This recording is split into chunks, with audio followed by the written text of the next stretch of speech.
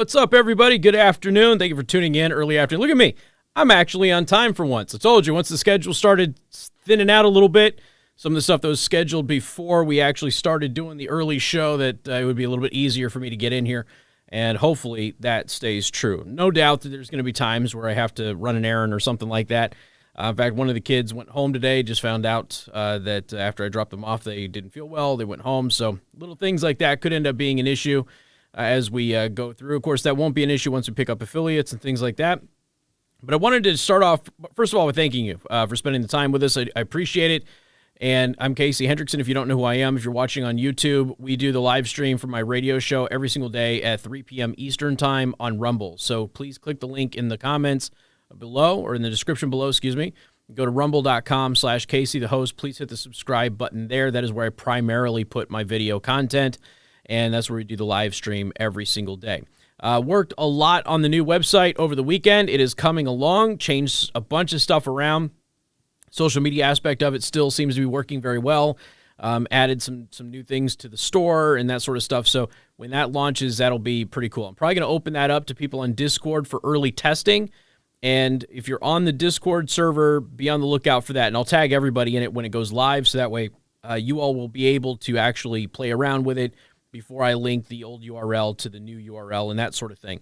Also, we are in the Silver Fox Art Studios. Silver Fox Art is our wonderful sponsor. For those of you who missed it last week, we did launch a giveaway. Here's what I would like you to do.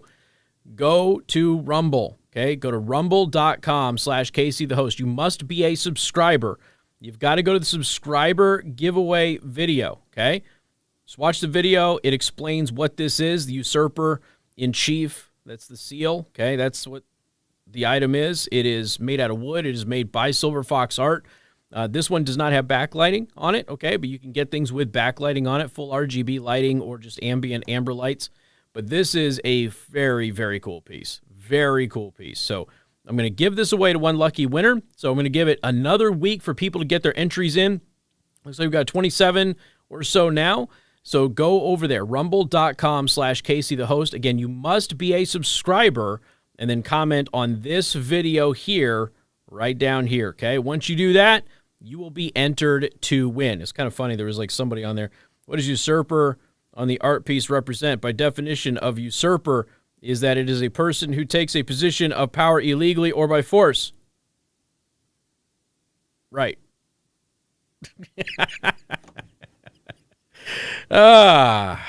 Good times, good times. All right, let's talk about Will Smith. Here's the deal. This isn't just about Hollywood, okay? This is not just about Hollywood. People need to understand what the battle for culture is about, okay? People need to understand that. Hollywood is where culture reigns supreme, all right? So you got music, you got Hollywood. I include them all in the same. I know that music is not technically Hollywood, but this is about culture. It is very important. Let me explain why this is so confusing. I did the Facebook post, hey, we're going to be going live. Again, Facebook doesn't really let people see most of my posts, but I posted it there, and here you go. You got Lloyd right there. I hope you address the negative effect that this will have on the young people who look up to Will Smith. Mark, like what? Like a man defends his wife? There's a bunch of other people on there like, huh? Nick Weller doesn't understand it either. A man should not be slapping another man. Punch maybe, but not a slap. Some people think it's a publicity stunt. Steve says it's Hollywood. No, it isn't. I keep trying to get you all to understand this. This is not Hollywood. This is culture, okay? You may not care about Hollywood, but guess what? Hollywood is culture. Music is culture. Video games are culture. TikTok, culture. Instagram, culture. You got to understand that. Conservatives need to know where the battlefield is. If you don't know where the battlefield is, you cannot participate. If you can't participate, you're just ceding the battle to the other side. That's all you're doing. Okay? And whether we like it or not, Will Smith is one of the good guys. Okay? Will Smith has been one of the good guys in Hollywood for a long time. You may not agree with all of his politics, but Will Smith has always been considered one of the good guys in Hollywood. He's not a crazy psychopath. Denzel Washington, too, and he comes into this as well. So for those of you who missed it because nobody watches the Oscars anymore, I didn't either. I only saw it blowing up because, it became a thing. This is the best thing to happen to the Oscars in a very, very long time. Even Chris Rock knew it when it happened to Chris Rock. If you have no idea what's going down, Will Smith hit Chris Rock last night, and there was debate about whether or not it was real or not. It was real. Okay, I'll prove that here in a minute. But a lot of people didn't watch the Oscars. They saw this clip. They're all watching the clips. Everybody's uploading the clip and everything. First of all, I mean, it's just interesting when famous people get in a fight anyway. For it to happen at an award ceremony, for it to happen at the most prestigious award ceremony where all the fart sniffers gather in one room and sniff each other's farts, that is even better. But you throw in the fact of what triggered this, and that's where things get very, very interesting. There's also going to be a little bit of a connection here locally because of what we've been going through as a community here in Michiana as of late, particularly for Elkhart residents. All right, so for those of you who missed it, all right, here is what actually transpired. Now, I need to let everybody know. Jada Pinkett Smith, married to Will Smith, okay? She has alopecia. She has alopecia, so her hair is falling out, okay? She has the same disease that little Rio had when she took her life here.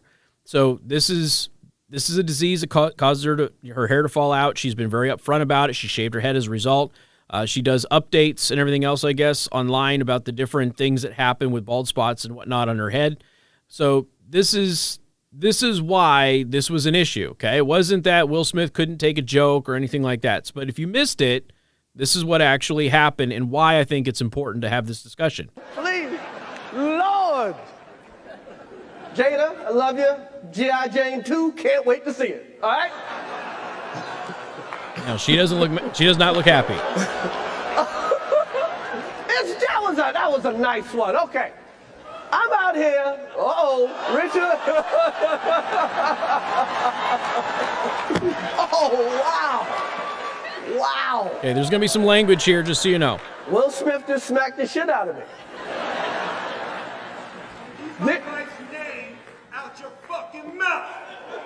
Wow, dude.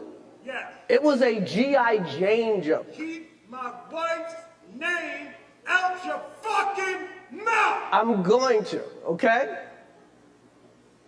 Okay. That was a greatest night in the history of television. Okay. Okay. So Chris Rock gets it, right? That was the greatest night in the history of television. No, but it was certainly the best night that the Oscars have had in a long time. Nobody watches the Oscars anymore. Nobody watches any of these self-aggrandizing award ceremonies anymore. But this clip is obviously viral, will continue to be viral. It's been memed already a million times. It will continue to be memed a million times. And here's the thing. It was real, okay? It was real. If you take a look at this is what actually happened during the break. I don't have any audio on.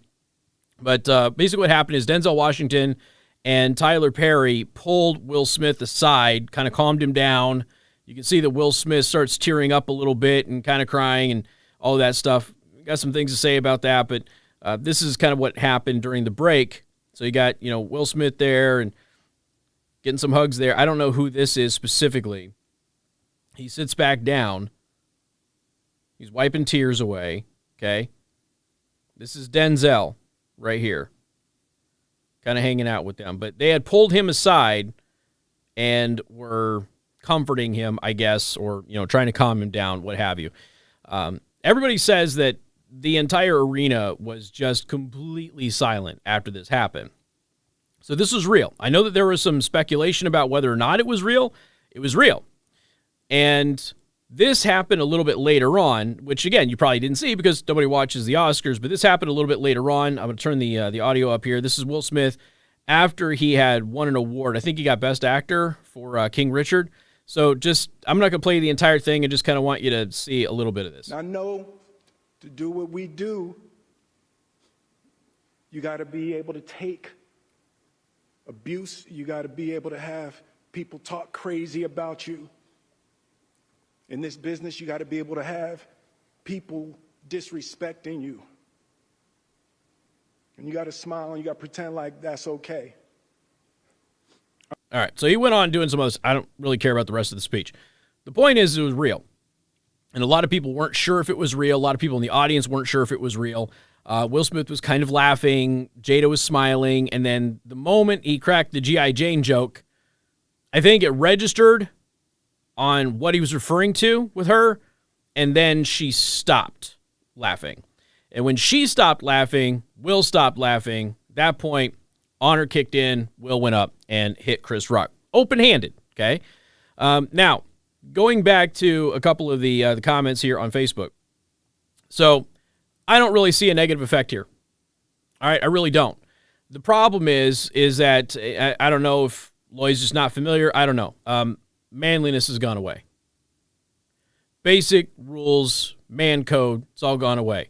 One of those rules, okay, throughout the entirety of our existence in our nation has been if you insult another man's wife, you get hit. You don't have to get pummeled or anything else. It's just that the man has to stick up for his wife's honor. You get hit. It used to be that if you cussed in front of a woman, you got hit. And any stranger could do it. That used to be how things were. All right? And I'm not saying that necessarily we need to get all the way back to that. But what Lloyd here fails to recognize is that Will Smith just reverted back to basic man law. That's all he did. Man cracked a joke about his wife. His wife is sick. He went up, smacked him. Didn't punch him. Didn't abuse him. Didn't beat him down. Didn't put him in a hospital. He smacked him, which in and of itself, going back to Nick, a man shouldn't be slapping another man. Punch maybe, but not a slap. A slap is an insult. That was Will Smith not trying to do damage, but insulting Chris Rock. That's what the open hand slap is about. And again, basic man law, okay? You pick and choose when you're using violent force. And slapping is not considered, in man law, violent force. It's force, but it's not considered violent force. It is used to address the situation, to correct behavior, not to damage. And that's what Will Smith did. He defended his wife's honor. He went up there. He slapped Chris Rock, and he used an open hand to do it because he wasn't trying to hurt him. And he walked away, gave the instructions, leave my wife's name out of your mouth. That's it. Chris Rock, he took it like a man, by the way. And Chris Rock was very professional in how he handled that, at least openly. Don't know what happened backstage. Took it, said, I won't talk about her anymore. Said that was the greatest night in television, and he went on and did his job. So Chris Rock took it. That's it. He crossed a line with Will Smith. Will Smith reminded him of where that line was. Chris Rock self-corrected. This is typical, normal male behavior. Now, there are some guys out there be like, oh, hey, you can't resort to violence. Okay, I'm sorry that feminism has been eating away at your brain for too long. The reality is there are things that men don't do around other men. There are boundaries that men have. Those boundaries are insulting somebody's wife with certain guardrails. For example, there is an argument to be made here that this is Chris Rock doing his job. Chris Rock is a comedian. Chris Rock is doing his thing. He's roasting members of the audience, and there's nothing wrong with roasting members of an audience. So there's going to be certainly some pushback, probably from comedians. There will be some pushback that Chris Rock didn't cross the line because he's a comic, and comics make jokes. The problem is that Jada Pinkett Smith is sick. That's the issue. She has a disease, and he attacked the disease, and not sure that was the right thing to do, okay? I can appreciate where Chris Rock is coming from. Chris Rock did cross a line to Will Smith, according to Will Smith. Maybe he didn't cross the line for the rest of us, but he crossed the line according to Will Smith.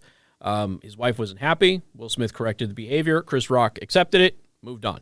Okay, so this is what men do.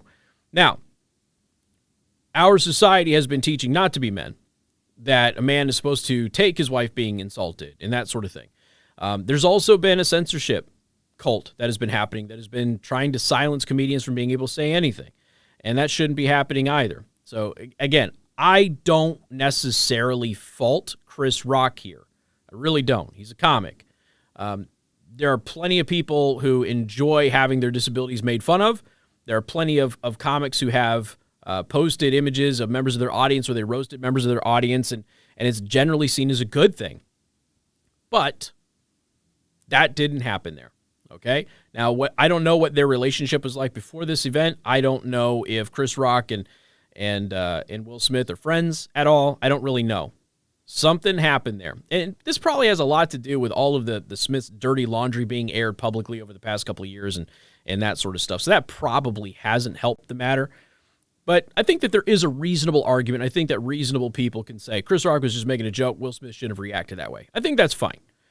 However, if we're going to judge Will Smith's behavior, okay, Will Smith behaved in typical man law fashion.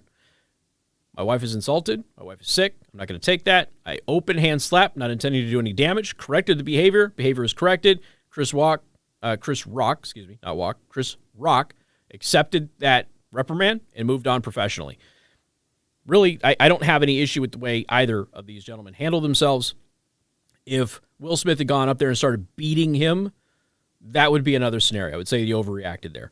But this is how men behave. You know, this is something that we kind of lose sight of as society tries to erode on basic manliness. Men will behave in a certain fashion until other men are around. And the reason that they change their behavior when other men are around is because when men are around other men, there is an imminent threat of harm. That's what happens. And when give you an example, okay, you got a relative. Several months ago, a relative was getting a little out of hand when I wasn't around with another relative, that sort of thing. The moment I'm around, suddenly that relative's nice and calm, right? There's a threat that is there, and they're not overstepping anymore because they understand that there is a barrier now to how they were behaving before.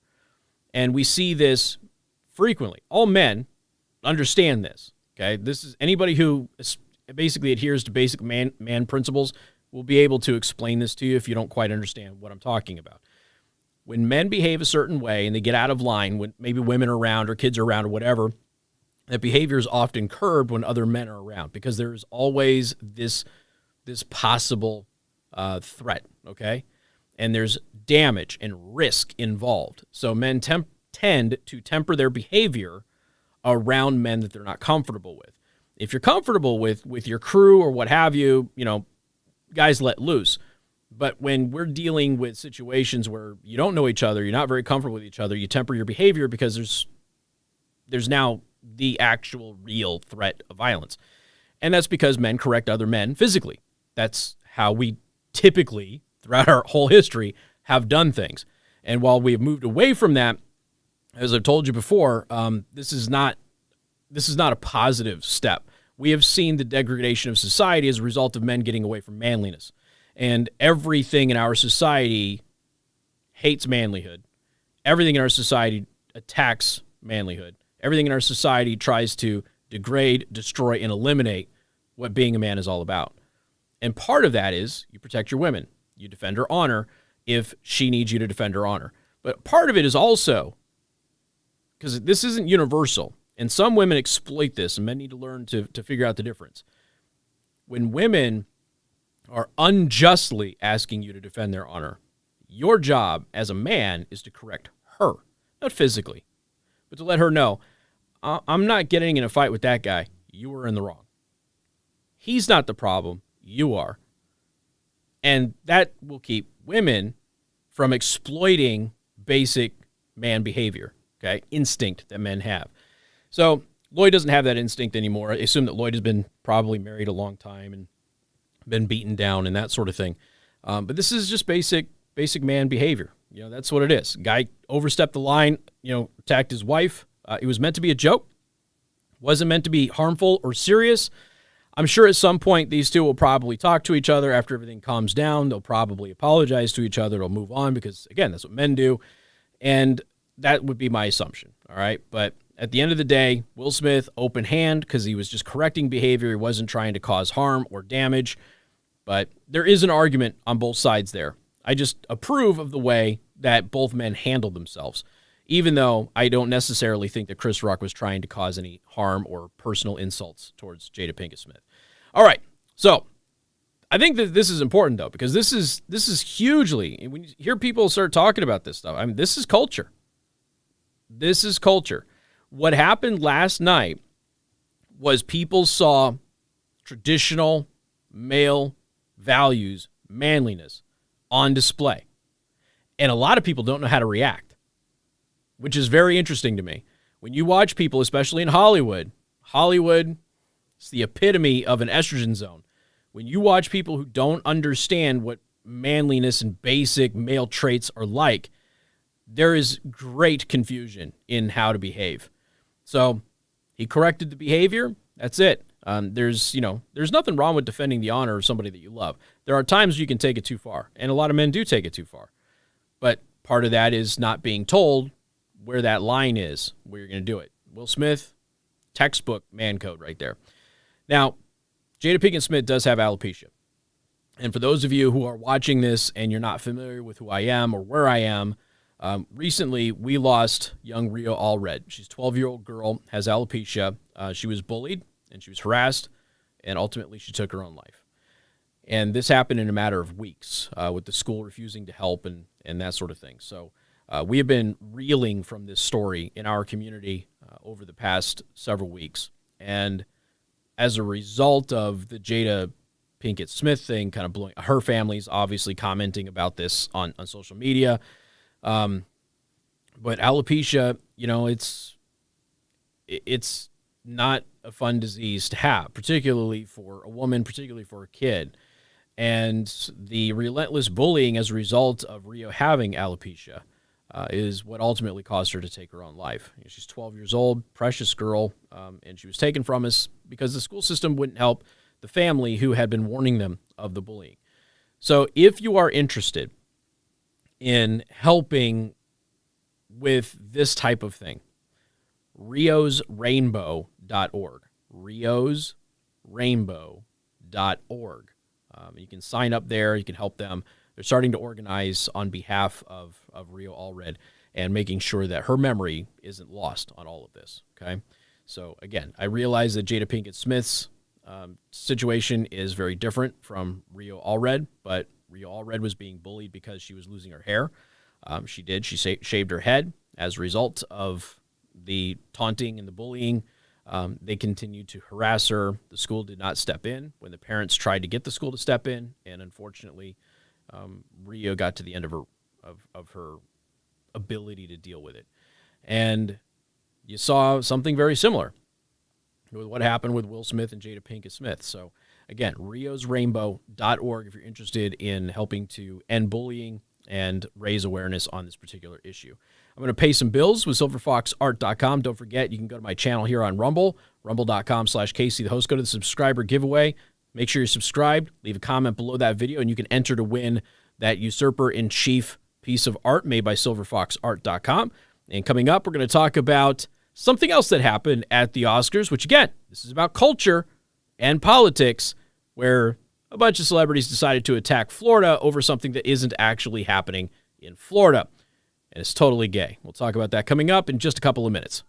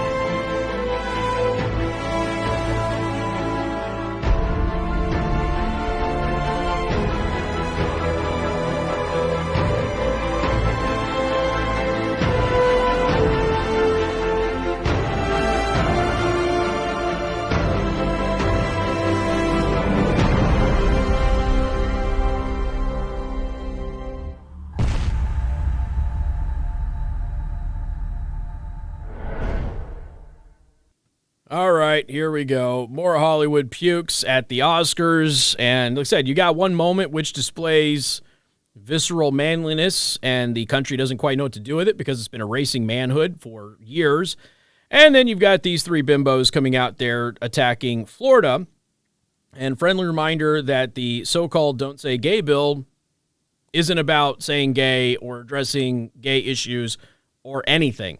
It is a marketing campaign, and it is a complete and total lie that has been debunked multiple times by Governor DeSantis and pretty much everybody with a microphone, but that doesn't keep the cultist left from continuing to repeat the mantra. But I'm kind of glad that they are repeating the mantra. I'll get to that in just a second. Anyway, here's three bimbos saying something stupid. We're going to have a great night tonight, and you people in Florida, we're going to have a gay night. Ah, yeah, gay night. Okay. All right, yeah. So anyway, the so-called Don't Say Gay bill doesn't actually address any of that. Basically, you're just not teaching, and this is Christina Pashaw, who I think is the greatest comms director in the history of comms directors, and I'm saying that as somebody who has some friends who are really good comms directors. So Christina Pashaw has hit on this, but for those of you who don't know, the Florida bill, basically it says you're not going to teach sex ed to kids in kindergarten through third grade. Really that simple. It has nothing to do with gay, homosexual, trans, whatever. All of it. Hetero, homo, all of it, not in school from kindergarten to third grade. And frankly, you could push that out to fifth grade, maybe even sixth grade, if you ask me. Kindergarten and up to third grade do not at all need this in their class. I've got a third grader at home. I'm telling you right now, if you think that this is appropriate material to be in that classroom, you're probably a groomer, okay? You're probably a pedophile. And I'm not exaggerating there. It is inappropriate to have that type of sexual content in the classroom that young, period. There's no justification for it whatsoever. You get to those ages, the only thing that you need to discuss is your biology and how to properly care for your body, okay? Properly wash, clean yourself, that sort of thing. Those are the only things that should ever be present in the classroom, if anything at all in the classroom. Parents can usually handle that other stuff just fine on their own. But they want to push sex ed younger and younger and younger and younger, because when you normalize sex ed at a younger age, you can then change the normal natural development of a child, and you get them more used to it. This is what grooming is. You get them more used to the idea of having sexual activity at a younger and younger age. For those of you who don't know, and I assume that everybody understands what a groomer is, but maybe there's a bunch of you out there that just don't know. People who groom children for sex take extended periods of time just getting them normalized to the idea of it. And then they increase what they show them. And then they increase how they touch them. And then they get them into the full act, which usually ends up in a full rape or molestation. So this is how grooming happens. So all the legislature in Florida was saying is, we're not going to do that, okay? Graphically sexual material doesn't get taught kindergarten through third grade. Doesn't matter if it's hetero, homo, trans, none of it matters. Doesn't get taught in the classroom. It's not there for the classroom. Now, radical left-wing psychopaths have decided to say, oh, that means you're not going to say gay. That's not at all addressed in the bill at all. Period. At all. There's nothing in the bill about it. You can go read the bill. It does not say anything about that at all. No sexual instruction, kindergarten through third, period, end of story. It's across the board. Sexual identity, gender, all of that, not in the classroom, kindergarten through third grade. It has nothing to do with normalizing traditional development while stigmatizing non-traditional development. That's not what's happening. But these psychopaths continue to do this. So Christina Pashaw's like, oh, cringe. And it is cringe. It was extremely cringe. And even Denzel Washington laughed, and that was disappointing because he knows better. Being attacked by these degenerates is a badge of honor, she said. Yeah, she's right. And you are a degenerate, okay? I don't know how else to say it. I mean, first of all, nobody likes this one. Very few people like this one. Nobody knows who this one is. So you're a degenerate. I don't know how else to say it. You do not teach children at a young age sexually explicit material. You don't do it. It's not appropriate. It's not right. And they know it's not appropriate. They know it's not right. And they know ultimately what it's going to lead to. And that's why they push it. And for those who are too dumb to understand what's actually happening, these three, they're easily manipulated by people who are actually trying to groom your children. And this leads me to this because the Judge Jackson situation. Now, we have covered this a couple of times on my show. I'm going to turn the volume down here because I want to get to a specific section here. So I'm going to get right back there because I want you to hear what ended up happening here on this week. So Judge Jackson, okay? Judge Jackson's got a lot of problems. Judge Jackson really doesn't like to sentence child pornographers to prison. That's an issue for me. That is an issue for the vast majority of American citizens. When you refuse to sentence people who are pedophiles to long prison terms, you are putting children at risk. There isn't any in between there. That's it. When somebody has over 600 images and videos of underage children on their computer and you give them 3 months when the recommendation was 94 months, you are putting children in danger. And the justification for Judge Jackson, the justification was, well, these laws are out of date. These laws are way too intense right now. You know, back in the day, you used to have to find these message forms and then you'd have to order a picture through the mail and they would send it through the mail. And now you can just log onto a website and you can get, thousands of them. Yes, but what Judge Jackson fails to realize is that just because things have become easier to obtain illegally, the crime should be intensified. The sentencing should be intensified. That's the deterrence factor of it, right? That's what we do for literally every other crime out there. Have we reduced crimes of gun homicides because guns have become more readily accessible? No, we haven't. We intensify the sentencing. That's what we do. Because when things become easier to access, we intensify the sentencing as a deterrent. That is the entire point. She's going backwards. She's going, look, it's too easy to get child pornography now, so I don't want to punish somebody who's a child pornographer. And a child pornographer is a pedophile. Let's stop mincing words here. Somebody who looks at these types of images and gets gratification from it is a pedophile. And eventually they will act upon their pedophilia and they will attack a child or many children. Especially when we're talking about the large sums of images and videos that this person has on their personal devices. So her position is it's too easy to get pornography now, and it's not fair to sentence a pedophile to longer sentencing because it's just too easy for them to get it. It's not exactly the easiest thing in the world for you to go get these images right now. Okay, there's some steps that have to happen. Now, once you get to the repositories, yes, you can get large caches of these images and videos a lot faster, but it's not exactly like you can just go into Google and just find it, okay? It doesn't work that way. But here's the other thing, and I've explained this on my radio show, and I'll explain it here. Each and every photo of a child, each and every video of a child is a separate crime. Each one. That is both moral and legally the case. Every photograph of an underage child that you take, if you take 10 photos of an underage child, you have victimized that person 10 times. She doesn't think so. She doesn't think so. She thinks it's okay. She thinks that you should have a light sentence.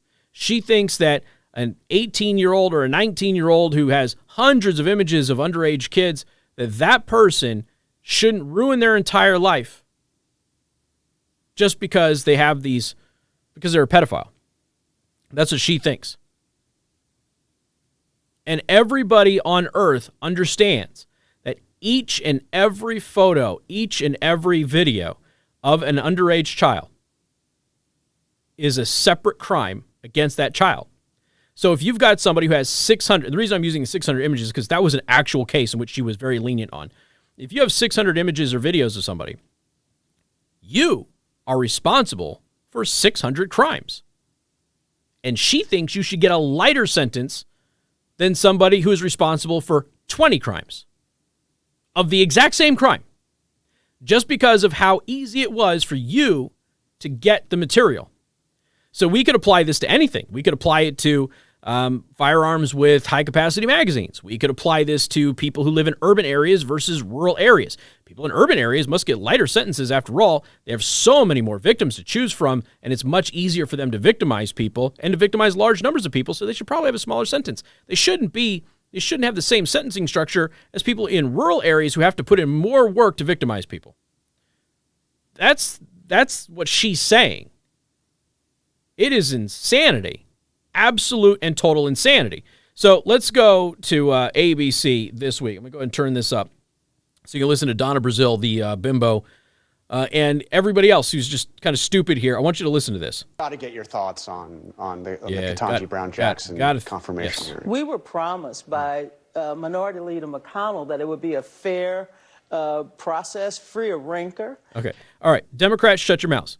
You don't get to say that. You guys started this, okay? Going back to Clarence Thomas, okay? You broke decorum with Clarence Thomas. You lied about Clarence Thomas.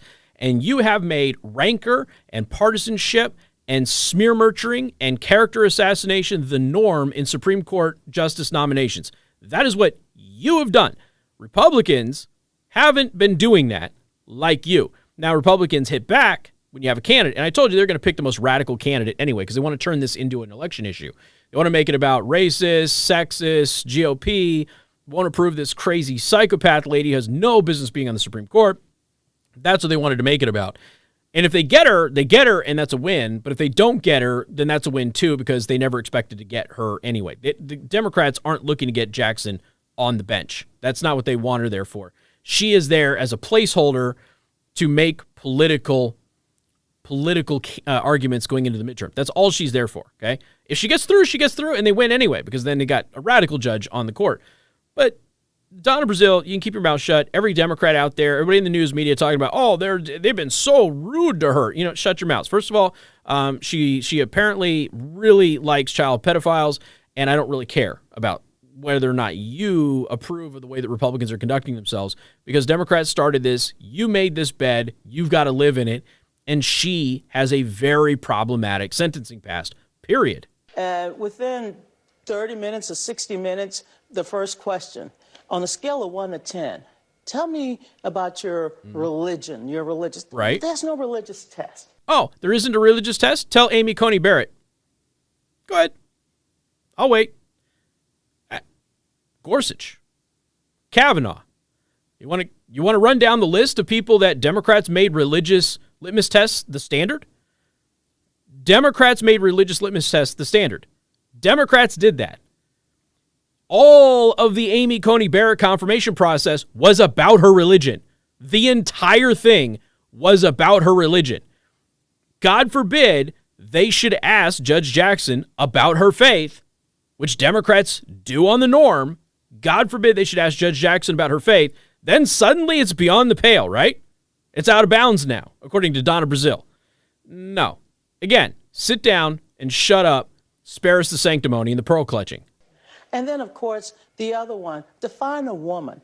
The best one was... Define a woman is very important. First of all, there's cases that may be heard by the Supreme Court in the 2022-2023 session, which may deal with this.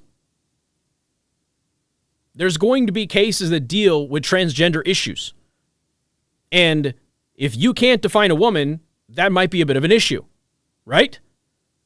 If the court is going to hear cases that deal with these subject matters, it is very important for the Senate to understand where Judge Jackson stands on these issues. That way they can go forward and do the confirmation process. Whether they vote for or against her doesn't really matter. And her being able to define what a woman is could be very key in dealing with Title IX cases going forward. Don't you think? Of course. If you don't think, then it's because you don't know enough about this legal process or the political process to confirm for this legal process. You should probably just stay the hell out of this. Her being able to define what a woman is extremely important. Democrats have made everything about people's religious litmus test because that's all about Roe v. Wade, right? What is Roe v. Wade an issue about? Women's rights. Don't you think Judge Jackson should be able to define what a woman is in dealing with Roe v. Wade cases, which are happening in this session, may likely happen in the next session as well? Plus, there's going to be trans issues that are in the pipeline for the 2022-2023 session. Those are all critical questions that Judge Jackson desperately needs to answer. We're not talking about questions that don't have anything to do with what the court does. These are all very, very important questions. And Donna Brazil's pretending like they're not important because, again, the answers make American people very uncomfortable. Because everybody knows how to define a woman, with the exception of a small subset group of people who are too scared to say it publicly, but privately they know damn well what a woman is. You know, for me to watch these proceedings, to quote Dr. King, and then to turn Dr. King into somebody who's against the people who are still fighting for that dream. Yeah, no, it's pretty. It was. Yeah, okay. She's misquoting that as well too. So I mean, it's Donna Brazil. What do you expect? Look, the reality of the situation is the line of questioning, and I know that some people have an issue with how the Republicans are asking the questions. I don't really care. Okay, she doesn't put pedophiles in prison. So as far as I'm concerned, she's a danger. She shouldn't be on the bench at all, let alone the Supreme Court. Period. This seems like a very, very simple thing for everybody to understand, okay? But if they want to be hostile towards her, Democrats should not have left the decorum of the process to become smear merchants on every Republican nominee. They chose to do that. Democrats have fabricated all sorts of stories about Republican nominees. Some are still believed by the lemmings out there to this very day. Every single time Kavanaugh shows up, there's still leftists who think he actually committed sexual assault. They still believe that woman, who never provided a single speck of evidence, and all of her witnesses said she was lying. So they still believe it. And now all of a sudden you're not allowed to bring up these issues? Yeah, right. How can you rule over women's issues if you don't know what a woman is? How can you make a ruling in defense of women's rights if you don't know what a woman is? It's a very valid question. Very valid question. And Jackson doesn't want to answer it. She does not want to answer it because she knows it's going to ruin her ability to get on the court. All right. One last thing here before we got to go. All right. I want to play you this video here. All right. This is a video. Take a look at this. This is from this is an amazing thing. It's awesome. What a video. Those are Russian KAs, helicopters. Yeah.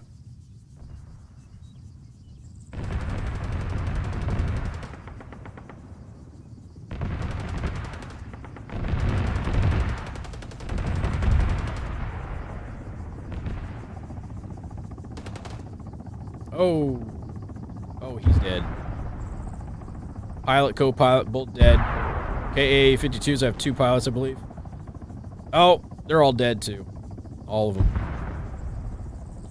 Man, that's crazy. Absolutely crazy, right? So, looks like Ukraine, but the problem is, and by the way, I love this. This video is about to get views, man. Ukrainian Ministry of Defense, an official news channel, has posted it is a recording of Russian helicopters being destroyed near Kherson just minutes ago. And the people who post the video are like, what? For real?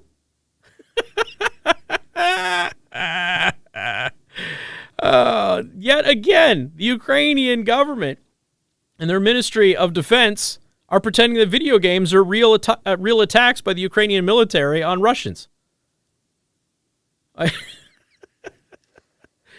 And see, this is the stuff early in the war when the Ukrainian government was doing it. It was Russian media who was able to debunk it. I mean, there's a lot of people who were, obviously video gamers who were able to debunk it too. This is what Arma 3, K-52, helicopters. I think it's Arma 3 is the game. But it's not real. Okay, it's a video game.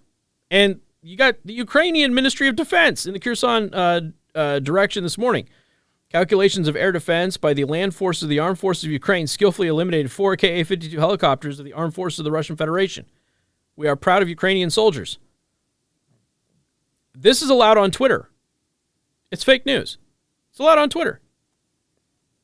That's allowed on Twitter. It's all fake news. Donald Trump can't post. I can't post.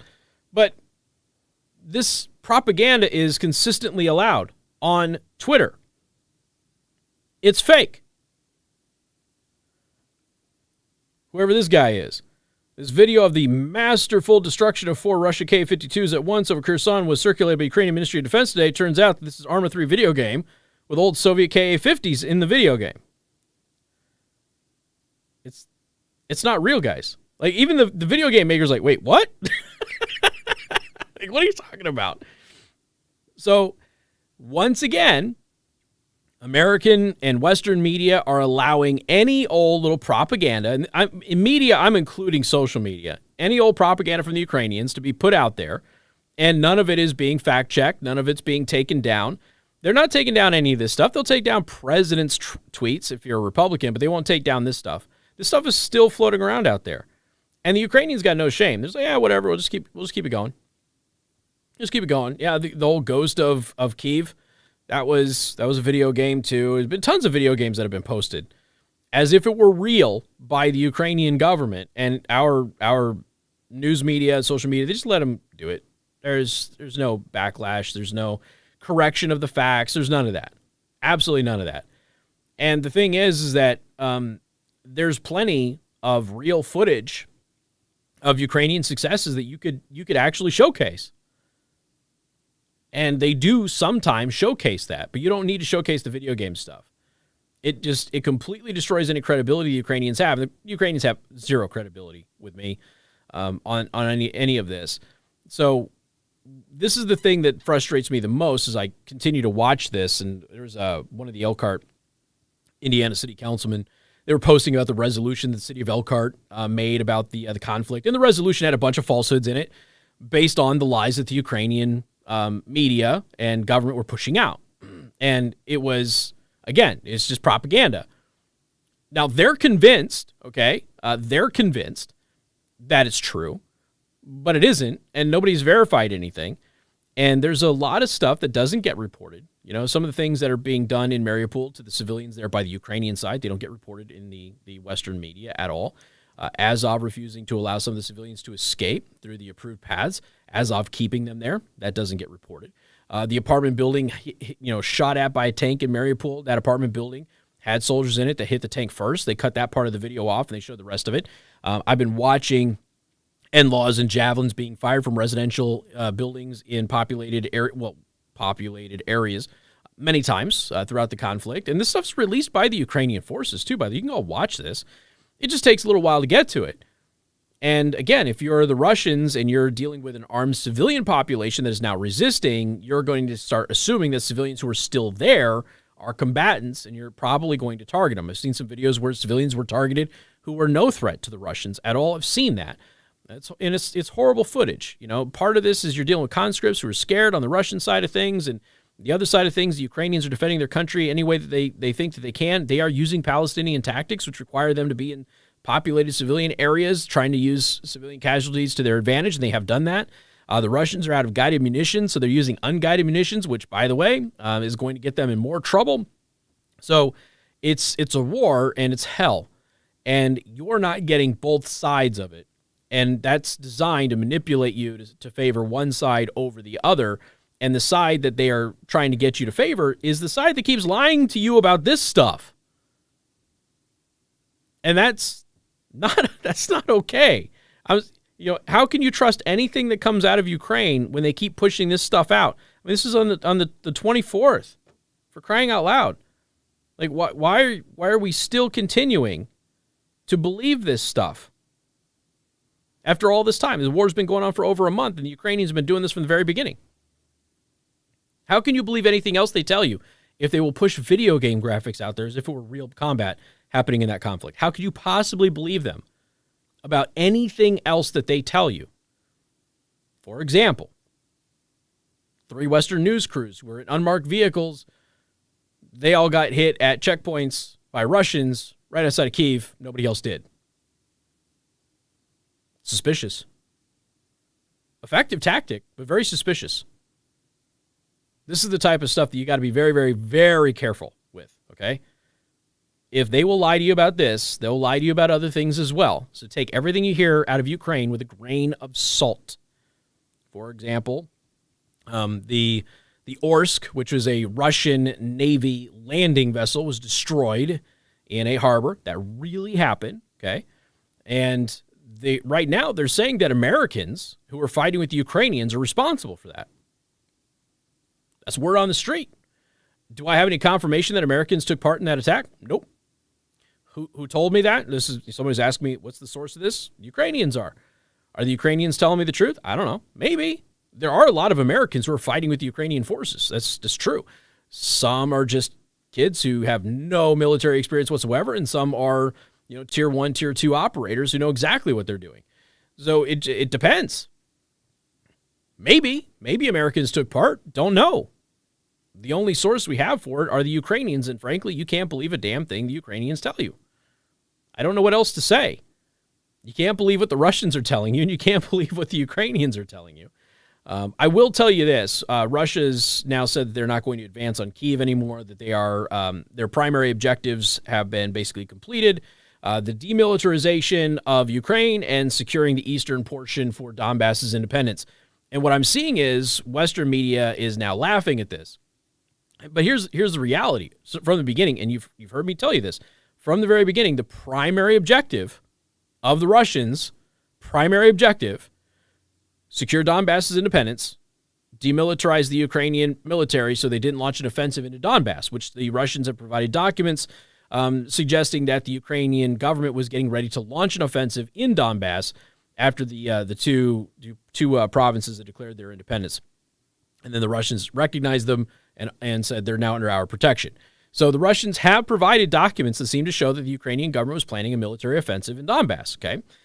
That's the reason the Russians gave for their special operation to demilitarize Ukraine.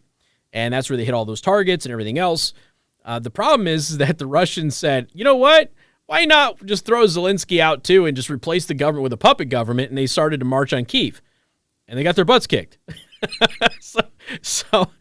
So their initial primary goals were in fact, secure Donbass's independence, and demilitarize the Ukraine so they can't attack Donbass. Those were the primary goals of the Russian military. The problem is they added a second one on there, regime change. That didn't go well for them. Okay? So the two primary goals the Russian government now says have been achieved, and they're going to focus on solidifying that eastern portion of the country so that Donbass's independence is protected. Everybody's laughing about it, but it was from the very beginning their stated primary goals. So, and it's hard to argue that has not been achieved. It has. So, I don't know what to say. They're totally lying about their secondary goal of regime change by taking Kyiv because they lost that. And they paid a very heavy price for even trying to push on Kyiv. They never should have tried to push on Kyiv. But, hey, sometimes when you're hungry, you think you can eat a little bit more than you really can, and then you regret it halfway through the meal. That's kind of where the Russians are right now. And unfortunately, a lot of their people got killed. 15, 16 military commanders, including 7 generals, have been killed, which may end up benefiting the Russians, by the way, because those commanders clearly sucked at what they did. So maybe the next people in line will be better adept at leading. So it's been a giant poo sandwich for the Russians from the very beginning, but they have achieved at this point their two main objectives. Their secondary objective has not been achieved, and they've been beaten back. And the Ukrainians have been very tenacious in that. I think I might have been the only person in the media telling you, hey, this Ukrainian army is not a pushover. I tried telling you all that. I was like, the issue is going to be the air. That was always going to be the issue.